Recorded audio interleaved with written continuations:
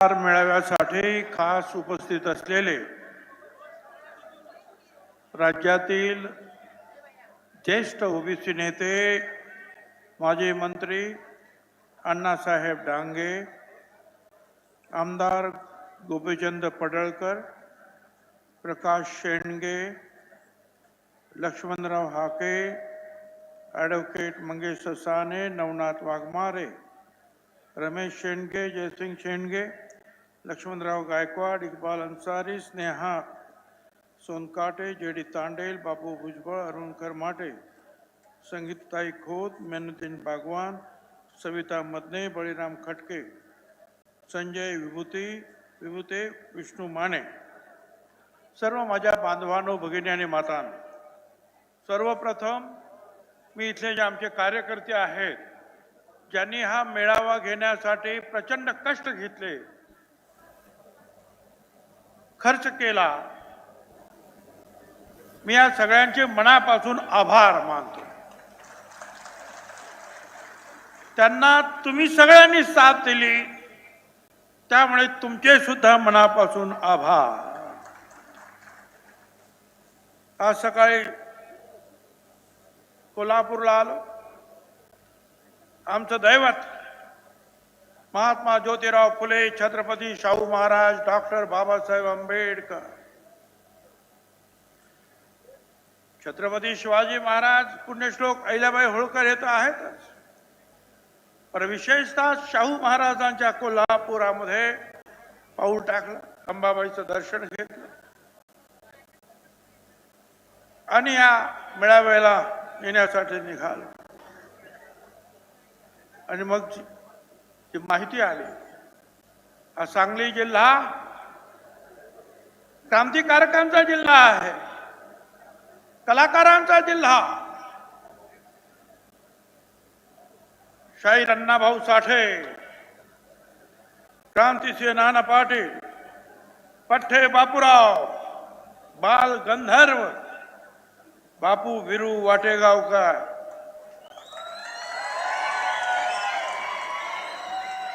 आणि हेही खरं आहे, आजकालच्या अलीकडच्या काळामध्ये जे राज्यकर्ते झाले त्याच्यातील वसंतदादा पाटील आणि राजाराम बापू पाटील आणि असंख्य असे जे आहेत चांगले लोक आहेत, या सगळ्यांचा हा जिल्हा, या जिल्ह्यामध्ये पदार्पण केलं। मी वसंतदादांचं नाव घेतलं, खरं आहे, वसंतदादा मुख्यमंत्री होते, मी नगरसेवक होतो आणि आमच्या अंजीरवाडी गणपतीचा मी अध्यक्ष, आणि त्या अंजीरवाडीमध्ये आपल्या आटपाडीचे अर्जुन तातोबा ढगे, अर्जुनराव ढगे, आणखी सगळे ढगे कंपनी, सगळे हे सोना चांदी गाळणारे सगळे। आम्ही सांगितलं दादा तुम्ही या, दादा ताबडतोब आले, तब्येत बरी नसताना आले। एक तर कथा अशी आहे की सांगलीवरून लोक भेटायला निघाले दादा ट्रकमधून, शेतात काम करणारा गरीब माणूस म्हणतो कुठे चालला रे, दादाला भेटायला चाललो, अरे थांबा मी पण येतोय, आणि असाच उघडा बोडका तो आमचा शेतमजूर गाडीत बसला, ट्रकमध्ये तिथे गेला, दादा विचारतात काय रे, अरे तो खमीस कुठे आहे, नाही दादा असंच निघालो, दादानं खमीस काढून दिलं, ते वसंतदादा कुठे, आणि आताची ही मंडळी हीच रॅली इथं कशाला, तीच रॅली इथं कशाला, अरे जरा काहीतरी जे आपल्या वाढ वडिलांनी जे सगळ्यांना बरोबर घेतलं, गोरगरिबांना बरोबर घेतलं, त्याची काहीतरी जाणीव ठेवा। सगळ्यांनीच तुम्हाला मतं दिली आणि तरी तुम्ही, आम्ही काय तुमची काही खासदारकी घ्यायला नाही आलो, लोक ज्याला निवडून द्यायचे ते देतील, पण ही अशी ही माणसं होती, आता त्याचा काही लवलेश काही दिसत नाही। इथे आमच्या धनगर समाजाचे लोक फार मोठ्या प्रमाणावर आहे। मला तुम्हाला सांगायचं आहे, तुम्हाला मल्हारराव होळकर माहिती आहे, पुण्यश्लोक अहिल्याबाई होळकर माहिती आहे, पण मी तुम्हाला सांगतो राजाश्री जे आहे, राजर्षी चक्रवर्ती राजा यशवंतराव होळकर याचं चरित्र तुम्ही सगळ्यांनी वाचलंच पाहिजे.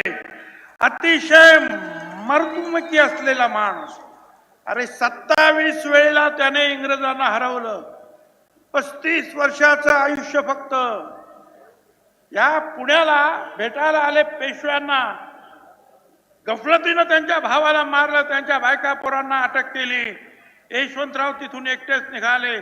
कुठे नागपूरला गेले तर तिथे पेशव्यांनी त्यांना अरेस्ट केलं. तिथून त्यांनी तुरुंगात उडी मारली. दिल्लीत गेले, तिथे पेशवे मागे लागले. पण यशवंतराव घाबरले नाही. एकटेच निघाले. जंगलातून वाट काढत गोरगरीब भिल्लांचे सेना निर्माण केली. पुन्हा एकदा आपलं राज्य केलं. पेशव्यांना पण हरवलं, शिंदेना पण हरवलं आणि इंग्रजांना 27 वेळा हरवलं. 35व्या वर्ष आपण वाचलं पाहिजे. या महाराष्ट्राला प्रबोधन चळवळीचा मोठा वारसा आहे.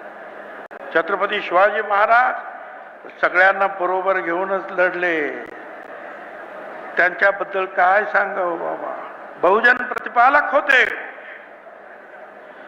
त्यांनी मराठा क्षत्रियांबरोबर रामोशी, कोळी, सोनकोळी, मुस्लिम, बेरड, महार, मांग, माळी सगळ्या जातीतले लोक आणि शेतकऱ्यांमधून सैनिक आणि सरदार नेमले.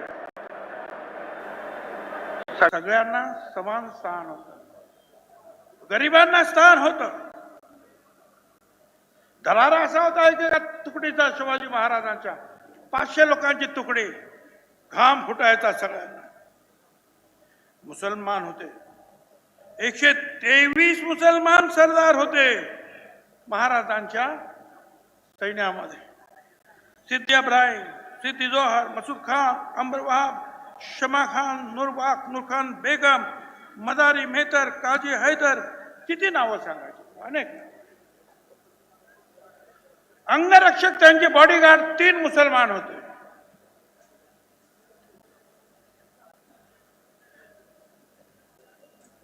त्यांनी सगळ्यांना बरोबर घेतलं. हिंदूंनाही बरोबर घेतलं, मुसलमानांनाही बरोबर घेतलं. त्यांनी हिंदू मधल्या लहान लहान जातींना बरोबर घेतलं. शिवछत्रपती आग्र्यामध्ये तुरुंगात सापडले.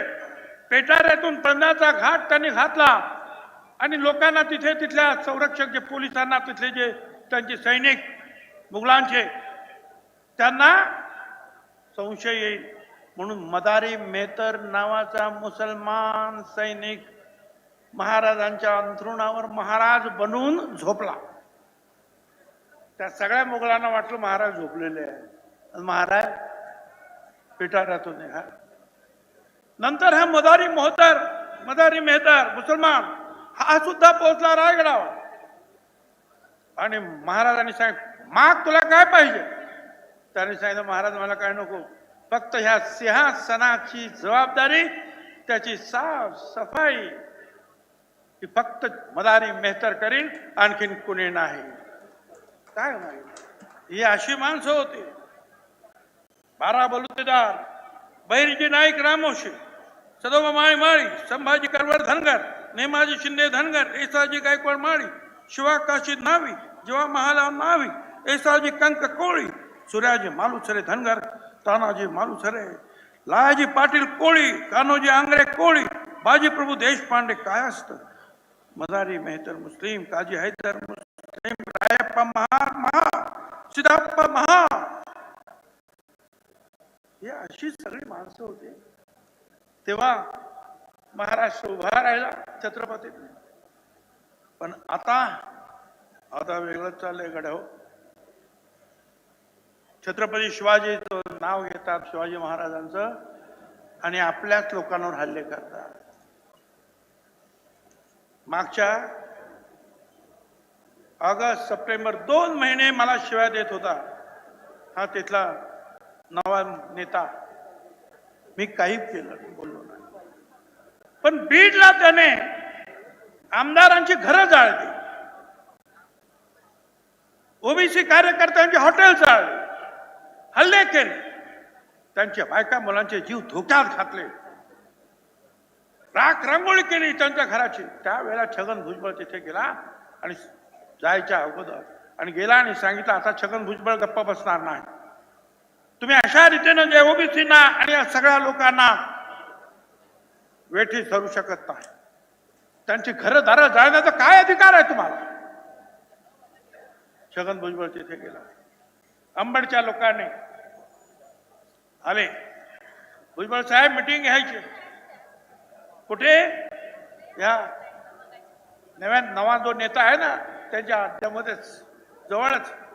म्हटलं येतो. 16 तारखेला राजीनामा दिला मंत्रिपदाचा आणि 17 तारखेला अंबडला लाखो लोकांची जाहीर सभा घेतली.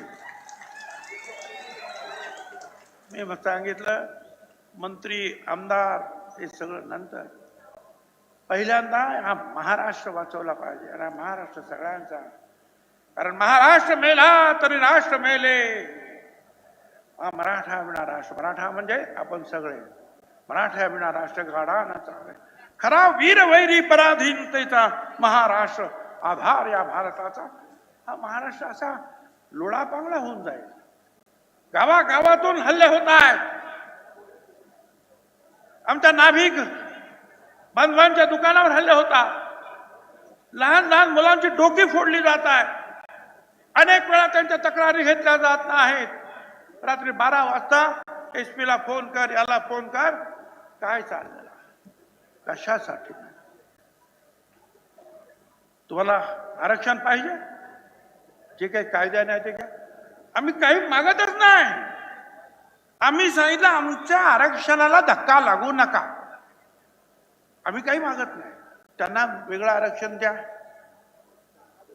खरं म्हणजे इथं मराठा समाज, तिथे पटेल, पाटीदार, आमका तिकडे जाट, ह्या सगळ्यांची मागणी होती ओबीसी मध्ये. पण मोदी साहेबांनी 10% EWS म्हणजे आर्थिक दृष्ट्या मागासांना आरक्षण दिलं. वरची सगळी आंदोलनं बंद.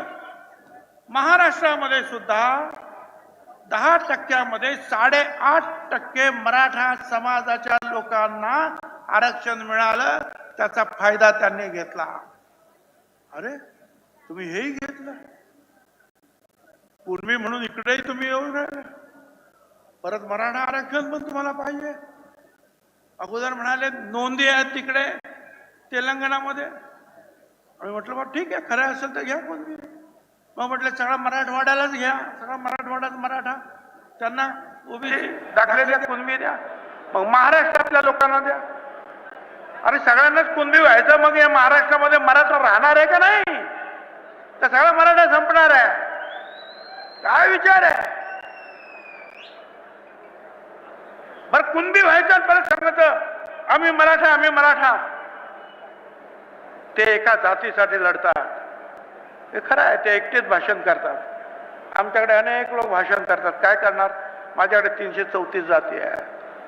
प्रत्येक जातीच्या माणसाला मला प्राधान्य द्यावं लागतं. प्रत्येक जातीचा लीडर येऊन बोलतो आणि त्याचं ऐकावं. आम्ही सगळे एक. मी एका जातीचं प्रतिनिधित्व आम्ही करत नाही, आम्ही संपूर्ण वर्गाचं प्रतिनिधित्व करतो. ओबीसी वर्गाचं आम्ही प्रतिनिधित्व करतो. आणि तुम्ही महाराजांचं नाव घेणार, हल्ले करणार. अरे महाराजांची समाधी महात्मा ज्योतिराव फुलांनी शोधून काढली. महात्मा ज्योतिराव फुलांनी पहिलाच छत्रपती शिवाजी महाराजांचा पोवाडा लिहिला, 350 ओव्यांचा. दुसरा पोवाडा मुस्लिम शाहीर अमर शेख यांनी लिहिला. आणि हे सगळे पोवाडे आणि स्वतःचा पोवाडा अण्णाभाऊ साठे यांनी अख्ख्या जगात गायले. शिवजयंती महात्मा ज्योतिराव फुलांनी सुरू केली. अरे आम्ही शिवाजी महाराजांचे नाही. तुम्ही शिवाजी महाराजांचं नाव घेणार आणि आमदारांच्या बायका पोरांवर का, तर कोणी तेली आहे, कोणी माळी आहे, कोणी अमुक आहे. काही मराठा आमदार त्यांच्याही घरावर हल्ले. तर कशासाठी? तुम्हाला काय पाहिजे ते मागा ना तुम्ही. आणि आज सुद्धा हा जो म्हणतो ना सगळं आरक्षण भुजबळांनी खाल्लं. अरे आम्ही 54% आहोत. आम्ही म्हणतो जनगणना करा. करा जनगणना, किती आहात मोजा, मोजा डोकी आमची. समीर भुजबळने ठराव मांडला होता 2010 साली तिकडे पार्लमेंटमध्ये गोपीनाथराव मुंडे त्यांच्या पाठीमागे खंबीरपणे उभे राहिले आणि मग सगळे लालू प्रसाद यादव असतील, मायावती असतील, सगळे लोक उभे राहिले. 100 खासदार उभे राहिले. जनगणना करा. गोपीनाथराव म्हणाले, अरे मेंढ्या, बकऱ्या, गाई, म्हशी तुम्ही मोजता, आमची माणसं मोजा की. हो म्हटले, परंतु ते काही झालं नाही. काय करायचं? आता परत एकदा लढाईचे दिवस आले तर काय? महाराजांच्या बद्दल जे महात्मा फुल्यांनी म्हटलेलं आहे ते आपल्याला आता करावं लागणार आहे.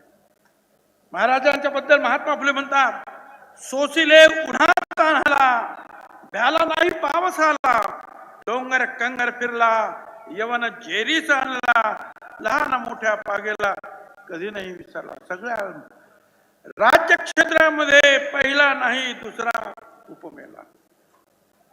जी छत्रपतींनी केलं हे तुम्हाला आम्हाला लहान लहान लहान लोकांना बरोबर घेऊन हे सगळं करायचं आहे. सगळ्यांना न्याय देण्यासाठी हे सगळं करायचं आहे. मगाशी तुम्हाला सांगितलं की हे सगळे संत सुद्धा असेच होते. सगळे संत वेगवेगळ्या समाजाचे, लहान मोठ्या समाजाचे. असं असताना मला आता विचारायचं आहे की ठीक आहे, महायुतीचं सरकार आहे. महायुतीचं सरकार, मी तुम्हाला नक्की सांगतो, तुम्हाला ओबीसी मधून मराठा समाजाला आरक्षण देणं शक्य नाही, म्हणजे नाही देणार. ओबीसी मधून आरक्षण देणार नाही. अरे 4 आयोगाने सांगितलं नाही, सुप्रीम कोर्टाने सांगितलं नाही. बरं, आम्ही 54%, बिहारमध्ये मोजले तर 63% निघाले. हे बाठिया कमिशन वगैरे मी मानत नाही. घाईने जे आहे त्यावेळेला खानविलकर नावाचे जज बसले होते सुप्रीम कोर्टात, 15 दिवसातच करा, एम्पिरिकल डाटा आणा, नाहीतर निवडणुका घ्या. आणि 92 नगरपालिकांचे निवडणुका घेतले, एक सुद्धा ओबीसी नाही. आणि म्हणून घाईने जे काय करायचं ते आम्ही केलं. पण आम्ही 54% पेक्षा जास्त या मोजा. आणि 54%ला 27% आरक्षण दिलं. आणि आरक्षण भरलं किती? सगळं भुजबळांनी खाल्लं म्हणतात. अरे 27% आरक्षणासमोर सरकार म्हणतं फक्त 9.5% आरक्षण आमचं भरलंय. आमचा बॅकलॉग किती आहे? 9.5% तुम्ही भरलं. आमचा बॅकलॉग अगोदर भरा, मग इतरांचा विचार करा. आम्ही सांगतो वेगळं आरक्षण द्या ना, आमचा सपोर्ट घ्या तुमचं वेगळं आरक्षण. पण नाही, इथेच घेणार, याच्यातच घेणार. कशासाठी घेणार? मला त्यांना विचारायचं. विचारा, महाविकास आघाडीच्या लोकांना विचारा ना. आमचे तर हे महायुतीचे आम्ही सांगितलं तुम्हाला.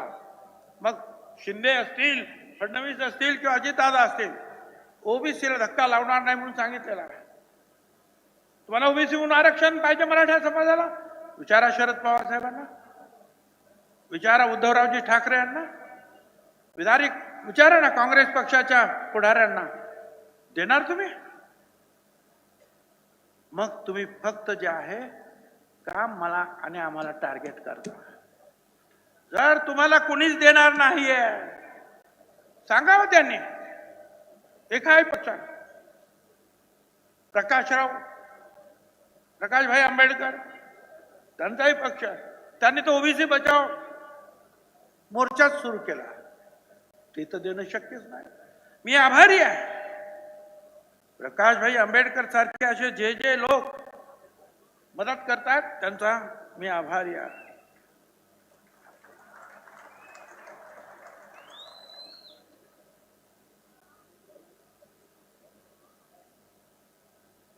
मुस्लिम आरक्षण, मी मुस्लिम आरक्षण देणार. कोण सांगतो? हा नवान पुढारी सांगतो. त्याला म्हणावं, अरे 20-25 वर्षापूर्वीच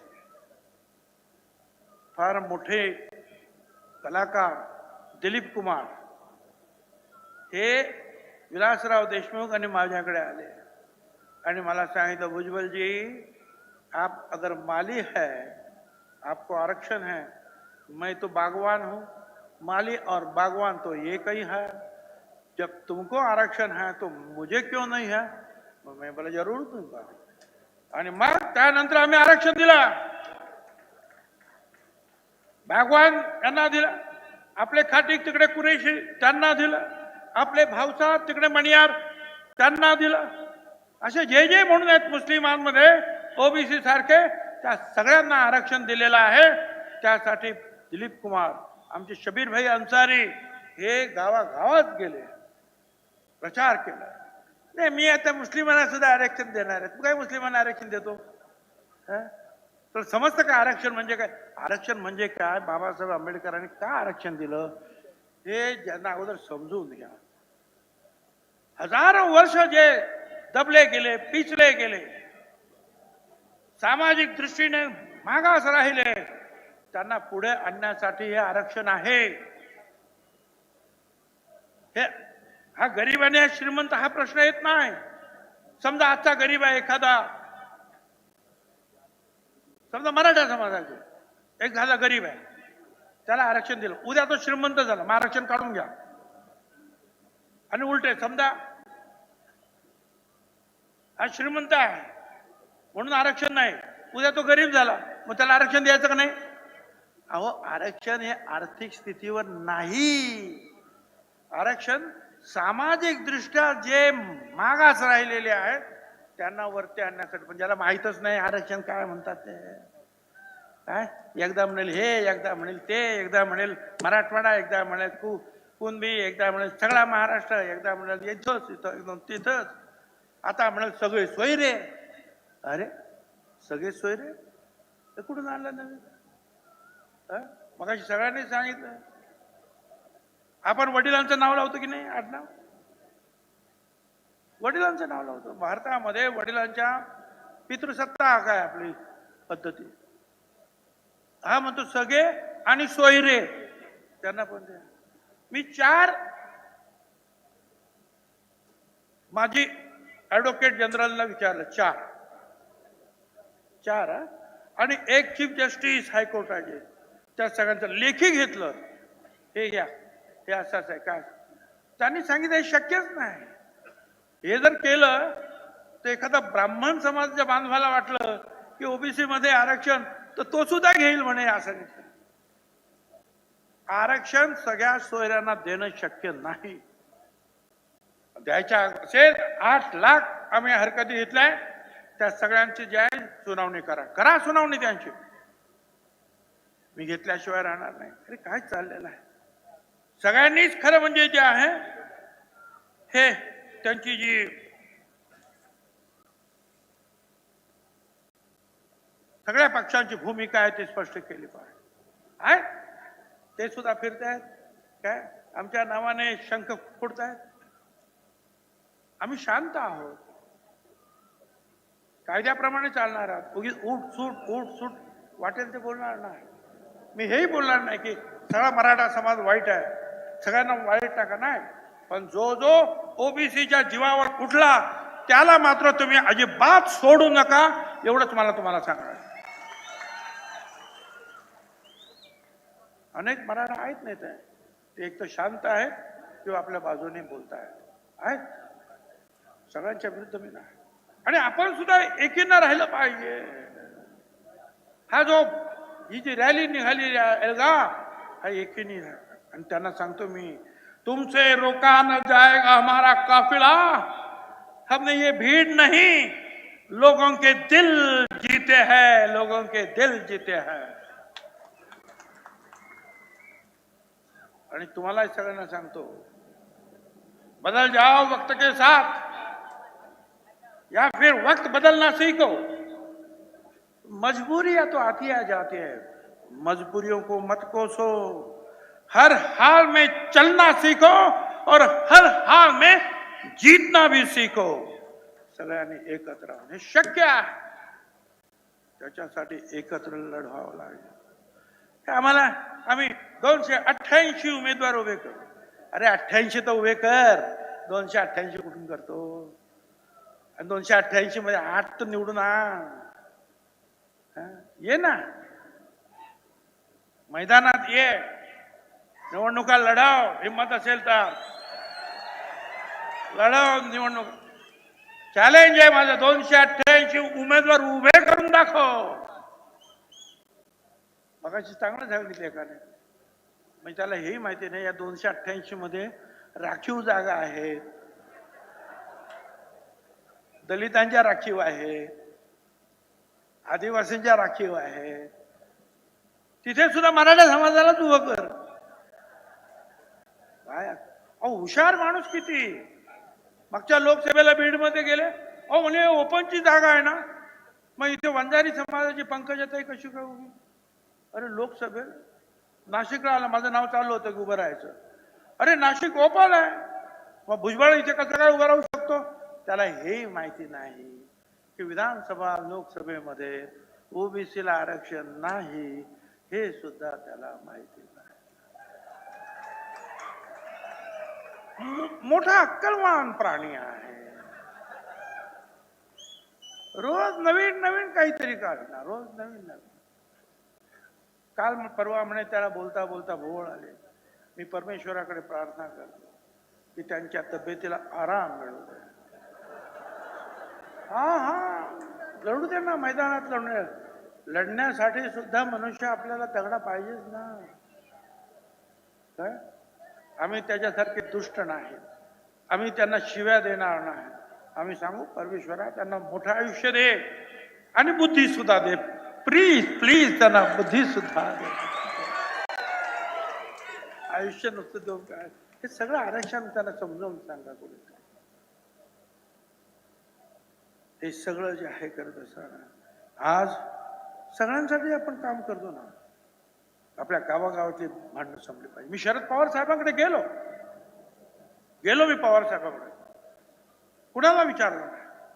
सकाळपासून या टीव्हीवर चालू होतं, भुजबळ गेले पवार साहेबांचे, ते पवार साहेब त्यांना भेटत नाही, ते अमुक आहेत तमुक आहेत. मी गेलो, माझ्या अगोदर मिलिंद नार्वेकर शिवसेनेचे MLC ते भेटायला आले होते.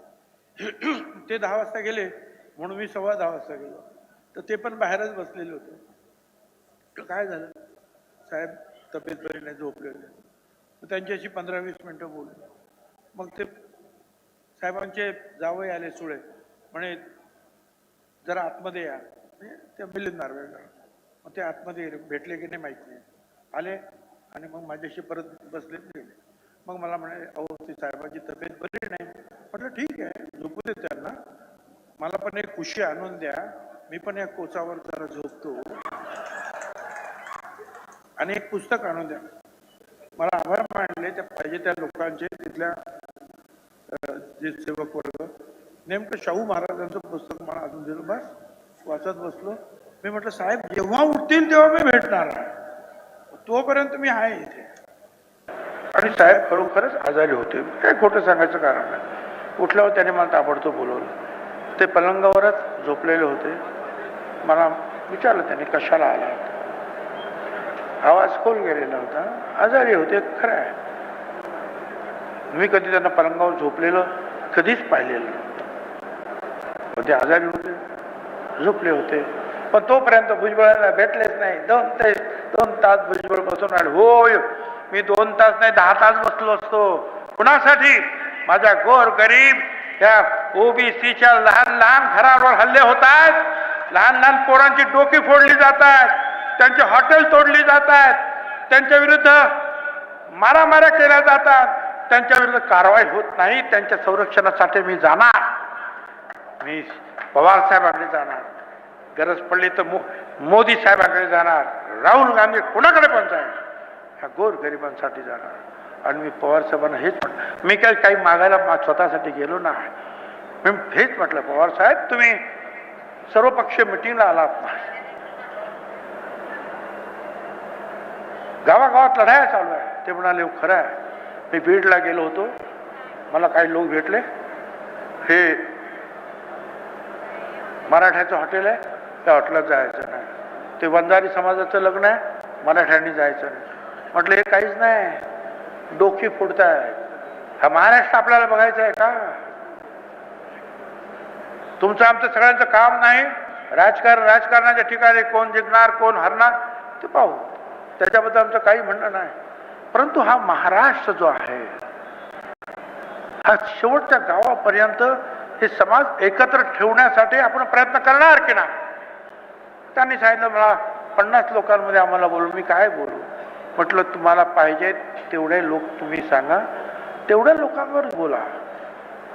परंतु बोला आणि सगळ्यांनी एकत्र येऊन, कारण आरक्षण दिल्याने ज्या ज्या वेळेला या राज्यामध्ये तुम्ही मुख्यमंत्री असताना असे काही प्रसंग आले त्यावेळेला सर्व पक्षाच्या लोकांना बरोबर तुम्ही घेतलं, त्यांच्याशी चर्चा केली आणि मार्ग काढला. मग आता का नाही? आता सुद्धा तुम्हाला तो काढावा लागेल. आणि मग त्यांनी सांगितलं ठीक आहे काय. मी म्हटलं त्यांना बोलू का इकडं? म्हणजे नको, मी स्वतः फोन करणार आणि मुख्यमंत्र्यांना भेटणार आणि आम्ही पाहू काय करणार. त्याच्यानंतर झाल्या मिटिंगा सुरू आहेत त्यांच्या. मला वाटतं, खात्री आहे मला, महाविकास आघाडीचे असतील आणि महायुतीचे असतील, कुठलाही जो प्रमुख नेता आहे त्याला वाटत नाही की गावागावामध्ये लढाया व्हावा. पण हा जो आहे सगळ्यांना शिव्या देणार.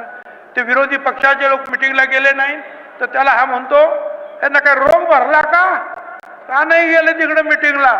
म्हणजे कोण? शरद पवार साहेब, उद्धव ठाकरे म्हणा का नाना पटोले. अरे काय काय बोलण्याची तुझी भाषा आहे? जरा नीट बोल ना. काही जरी झालं तरी महाराष्ट्राची सेवा केलेले नेते आहेत आमच्या विरुद्ध. इलेक्शनला आम्ही त्यांच्या विरुद्ध, ते आमच्या विरुद्ध. परंतु बोलण्यामध्ये थोडा तरी ताळतंत्र ठेवणार की नाही? प्रत्येकाच्या विरुद्ध. आता मध्येच काय तर फडणवीसला पहिली शिवी, दुसरी शिवी मला, त्याच्यावरून तो प्रवीण दरेकर आणि प्रसाद लाड यांच्यावर घसरला. मग ते पण याला भिडले. त्याने काढलं भुजबळांचं रक्त असं आहे तर त्याने काढलं तुझं रक्त तसं आहे. अरे काय चाल, सगळ्यांच्या विरुद्ध हा. जरा कोणी त्याच्या बाजूने बोललं नाही का हा त्यांच्या विरुद्ध झाला. मला एवढंच सांगायचं आहे, आपण सगळ्यांसाठी काम करायचं आहे, सगळ्यांना बरोबर घेऊन जायचं आहे. निवडणुकीमध्ये एकमेकांना पाय ओढण्याचा, खेकण्यासारखा प्रयत्न करू नका.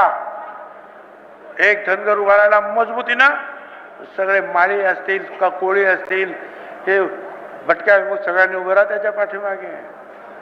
नाही तर एक माळी उभा राहिला का दुसरा माळी उभा राहतो, तिसरा माळी उभा राहतो, धनगर. अरे अरे अरे सगळा खेळ खाल्लास काय. तो जसं करील आपण पण करूया ना, लढूया आपण, पाहू तर खरं. आपली सुद्धा शक्ती आहे. आणि या सगळ्या राजकीय पक्षांना मला सांगायचं आहे की या सगळ्यांना बरोबर घेऊन जाणं तुमचं काम आहे. तुमची भूमिका स्पष्ट करा, तुमची भूमिका स्पष्ट करा. आज आम्ही तर सगळ्यांसाठी काम करतो आहोत. आज ज्या अनुसूचित जातीसाठी आम्ही पार्टी काढली, जमाती आहेत आदिवासी तारती काढली, मराठा समाजासाठी सारथी, ओबीसीसाठी महाज्योती, खुल्या प्रवर्गासाठी अमृत, मातंग समाजासाठी आरटी, मुस्लिम बांधवांसाठी सुद्धा MRT आहे, त्यांच्यासाठी सुद्धा काम केलं. शासनाने निर्माण केलेली नवीन नवीन महामंडळ, विणकर समाजाचा आर्थिक विकास मंडळ सुरू केलं, नाभिक समाजासाठी केश शिल्पी महामंडळ उभं केलं. सगळ्यांनी आपण एकत्रित राहूया. आपले संत सुद्धा सगळ्यांचे होते. संत तुकाराम कुणबी समाज, सावतामाळी माळी, संत नामदेव शिंपी, नरेश सोनार, संत सेना महाराज नाभिक, संत गोरोबा कुंभार, गाडगे महाराज परीट समाज, संत रोहिदास चर्मकाज, चोखा मेळा दली, जगनाडे महाराज तेली, बसवेश्वर, संत लिंगाय, संत सीताराम बाबा लोहार, सेवालाल महाराज बंजारा, विश्वकर्मा भगवान सुतार, संत बहिणाबाई ब्राह्मण समाज. सगळ्यांनी हेच सांगितलं रे, विष्णुमय जग वैष्णवाचा धर्म, भेदा भेद ब्रह्म अमंगळ. सगळ्यांना एकत्र घेऊन जाऊया ना. महात्मा फुल्यांनी हेच सांगितलं, धर्म राज्य भेद मानवा नसावे, धर्म राज्य भेद मानवा नसावे, सत्याने वर्तावे ईशासाठी. सत्याने, सत्य काय आहे? सत्य हे मागासवर्गीय मागास आहे आणि त्यांना बाबासाहेब आंबेडकरांनी आरक्षण दिलेलं आहे, हे सत्य आहे. आणि मग ते आरक्षण सांभाळण्यासाठी तुम्ही आम्ही मग गाव पातळीपासून सगळ्यांनी एकत्रित राहिलं पाहिजे. हे का असं होतं? गावागावात आपण एकमेकाच्या विरुद्ध भांडतो, मग तालुक्यात भांडतो, मग जिल्हा परिषदला भांडतो, मग आपोआप आमदारकीला भांडतो, आपण कुठेच नाही, मग आपोआपसात भांडतो. गावागावातून तुमची जी एकजूट पुढे आली पाहिजे. काही ठिकाणी प्रयोग झाले आणि काही ठिकाणी आमच्या काही महिला ज्या आहेत मागासवर्गीय त्या सुद्धा फक्त ओबीसी पर्व एकच सर्व एकच बॅनर लावला आणि सरपंच म्हणून निवडून आल्या सगळ्यांच्या विरोधात. हे सगळं होतं, पण तुम्ही एकत्र राहा एवढंच मी तुम्हाला सांगतो. आणि जर आपण जर एकत्र राहिलो तर तुम्हाला अटल बिहारी वाजपेयींनी सुद्धा तेच सांगितलं होतं, निज हाथों में हंसते हंसते आग लगाकर जलना होगा, कदम मिलाकर चलना होगा, कदम मिलाकर चलना होगा. सगळ्यांनी एकमेका बरोबर आपण जाऊया आणि ह्या आरक्षणाचं आपल्या ओबीसी आरक्षणाचं संरक्षण करूया. धन्यवाद. जय हिंद, जय महाराष्ट्र. धन्मान्य ओबीसी योद्धे